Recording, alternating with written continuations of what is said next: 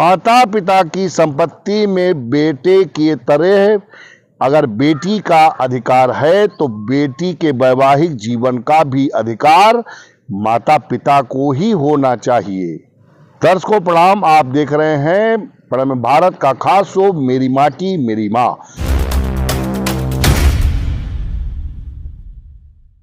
बात खेत और खलिहान की,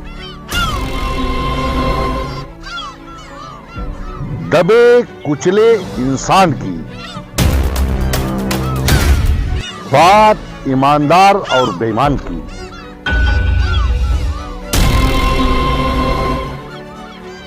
बात झोपड़ी और मकान की, माटी की सोंधी महक, लहराता आंचल, वो आंचल जिसकी छांव में पलती है दुनिया।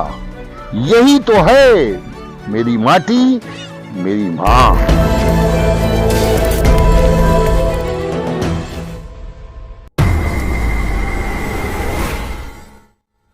आज मेरी माटी मेरी मां के शो में मैं ये मुद्दा लेकर हाजिर हुआ हूं कि अगर माता पिता की संपत्ति में बेटे के तरह बेटी का अधिकार है तो बेटी का अधिकार यह है कि संपत्ति में है उसका, तो उसकी शादी का अधिकार भी माता पिता को होना चाहिए। जो नहीं दिया गया है ये अधिकार सरकार ने कह दिया कि 18 साल की बालक जो 21 साल का लड़का और 18 साल की लड़की शादी करने के लिए स्वतंत्र है। ये बहुत ही खतरनाक है, क्योंकि इस फैसले से न जाने कितने परिवार बर्बाद हो रहे हैं। इंटर कास्ट सर्विस शादियां हो रही है, इंटर धर्म शादियां हो रही हैं, और लिविंग रिलेशन जो शादी से पहले लिविंग रिलेशन का भी अधिकार दिया गया है, ये भी बहुत खतरनाक है। इस रिलेशन के चलते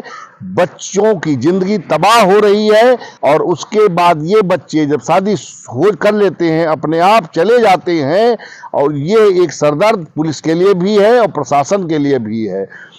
और उसके बाद ये आने के बाद जब पति छोड़ देता है तो कहीं ये माता पिता के पास फिर संपत्ति पर अपना अधिकार जमाती है, और लेकिन शादी का अधिकार अपने आप ये ले लेती हैं।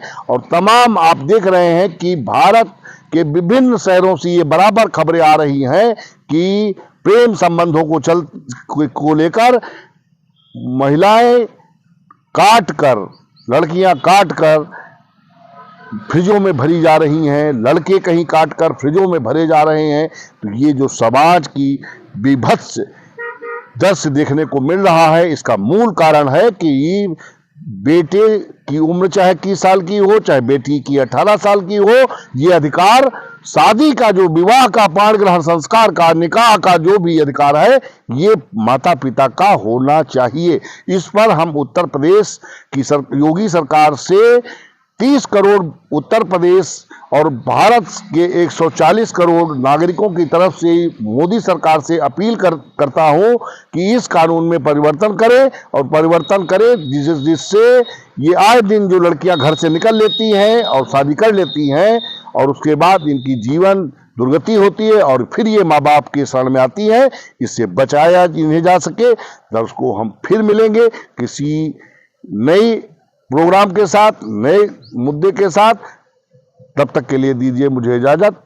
जय हिंद, जय भारत, प्रणम्य भारत।